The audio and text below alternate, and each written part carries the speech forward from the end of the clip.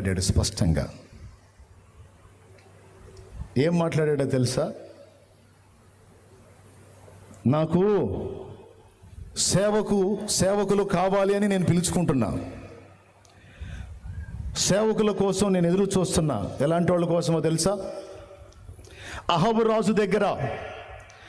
రాజు దగ్గర జీతానికి ప్రవచించి నెల జీతాలు తీసుకునే జీతగాళ్ల కోసం కాదు నేను ఎదురు చూస్తుంది.